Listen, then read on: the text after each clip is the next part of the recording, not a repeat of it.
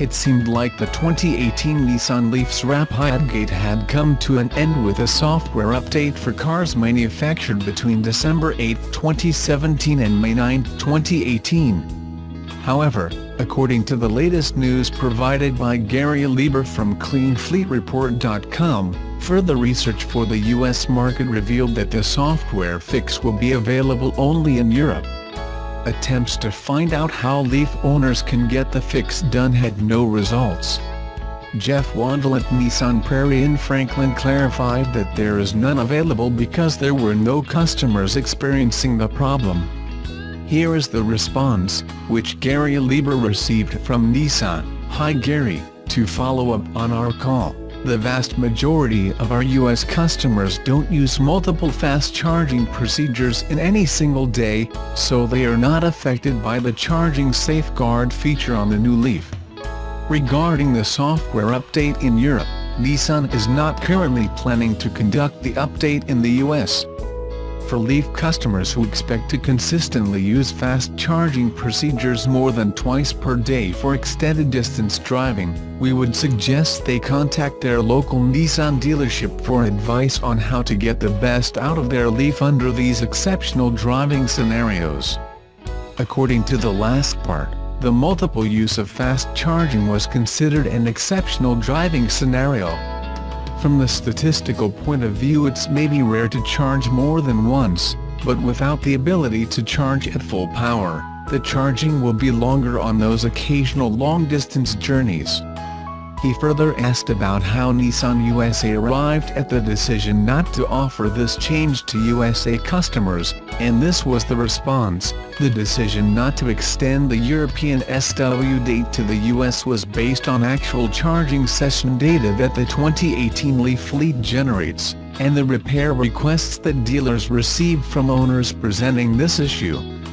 Essentially, Nissan has data that shows that a very small number of the 2018 Leaf universe actually experienced this situation, and Nissan has no service reports from dealers with customers presenting the symptoms of this type of a charging slowdown. Well, if Leaf owners are okay with the fast charging speed, Nissan does not feel obliged to provide updates. The 40 kWh battery version of Leaf was launched in the US a little later than in Europe and at a smaller scale, just several thousands in the first half of the year and less than 15,000 total in 2018. Sales in Europe were over twice times higher early in 2018, which probably also generated more feedback. Let's explain the Rapidgate once again. The issue was discovered early after the second-generation Leaf launch in Europe. It turned out that the Leaf's charging power decreases when such sessions are repeated or the battery is hot. Nissan released a statement: "The 2018 Nissan Leaf has charging safeguards to protect the battery during repeated fast charging sessions in a short period of time. While the safeguards may increase charging times after multiple fast charging sessions, they are important to maintaining battery life over an extended time period." Nissan has addressed the issue through a software update in Europe, for cars manufactured between December 8, 2017 and May 9, 2018, and implemented it in new Leafs produced from May 9, 2018.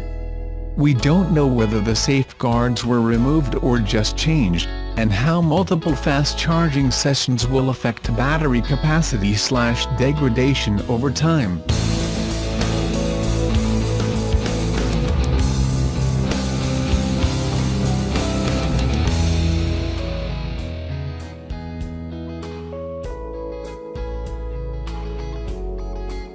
After sampling both the standard and hybridized Subaru Forester abroad, the Japanese automaker's all-new crossover has landed in the Philippines. Introduced in the ASEAN region in mid-2018, Subaru Philippines General Manager, Mr. Jerry Hernandez, told reporters that it will be introduced in January 2019, and has delivered on that front. For the Philippine market, we will be getting 3 variants of the all-new Forester, whereas other Southeast Asian markets get as much as 4. The Forester variants locally available are the entry-level 2.0 IL, 2.0 ILI side and 2.0 ISI side. Visually, the 2.0 IL and 2.0 ILI side get LED headlights and 17-inch alloy wheels, while the 2.0 IS gets upsized alloy wheels, LED fog lights, faux skid plates at the front and rear, plus a sunroof. The bumper corner garnishes for both are also different, and the top-of-the-line model gets brushed chrome side mirror cappings. The three variants appear to have equal equipment levels. The 2.0 ILI side and 2.0 ISI side each get leather seats with power adjust for both front seats, an 8-inch audio display, auto headlights and wipers, dual-zone climate control, steering responsive headlights, among other things.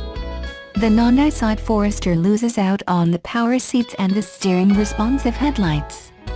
On the other hand, the 2.0 ISI side gains niceties such as a power rear tailgate, push-button fold-down rear seats, the aforementioned sunroof, and aluminum pedals. As for the ISI tech package includes automatic emergency braking, adaptive cruise control, low-speed follow cruise control, lane change assist, and many more. As the variant names suggest, the all-new Forester is powered by a 2.0-liter engine for both variants. Power is rated at 156 picoseconds with torque at 196 Nm. It sticks to the Lineartronic continuously variable transmission and, being a Subaru, symmetrical all-wheel drive is standard. To give it a bit more off-road ability, the all-new Forester would also come with X Mode, a system that helps the car adapt to varying conditions. Opt for the 2.0 ISI side and it gains Special X Mode, which is said to boost its off-road ability. What about the hybrid version? We'll have to wait a little bit longer for the electrically assisted Forester. Subaru Philippines is aiming to launch it here sometime in 2020.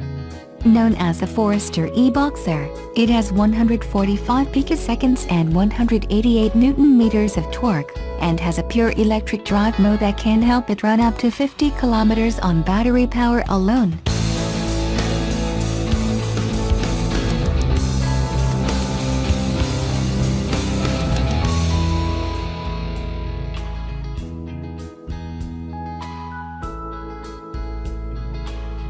Through a series of imaginative concepts we're seeing how Nissan's versatile NV-series vans can be decked out for pneumatically minded folks in need of working space. The latest to convert the vehicle's cargo area into a roaming workshop was cooked up with carpenters in mind, offering woodworking professionals the ability to mix their business with the pleasures of life on the road. In 2007, Nissan's clever slide-out NV200 concept was the first example of how these vans can serve as mobile workspaces, and probably its most ambitious. More recently, the company teamed up with the UK studio Hardy to fit out the interior with the bells and whistles of a modern office, including leather and chrome seats and an espresso machine. The two have again joined forces, but with a more blue-collar style of worker in mind. Where their last project involved Nissan's NV200, this time around they've taken the larger NV300 van and turned it into a neat and mobile woodworking shop. Unveiled at the 2019 Brussels Motor Show this week, the new NV300 concept van is heavy on the raw woodworking theme with unfinished timber lining the floors, walls and ample storage cupboards. Tucked into the corner behind the driver's seat is a workbench with a touchscreen computer and wall-mounted tool storage overhead, while the swiveling stool slides up and down the length of the space on rails mounted to the floor. All that workspace wouldn't be much good without some power, so Nissan has packed a portable battery into the back of the van that can be charged via a rooftop solar panel. With a capacity of 700 Wh and maximum power output of 1 kW, Nissan calls this portable and weatherproof battery pack the Energy Roam, and has built it using Second Life batteries recovered from its Leaf electric cars. Nissan imagines this kind of setup could fit the bill quite nicely for woodworkers constantly on the move between work sites who need to keep their power tools topped up and the creative juices flowing. Though the concept was built seemingly as a way of demonstrating the versatility of Nissan's vans, it has real plans for its portable energy roam pack, which will launch in the European springtime of 2019.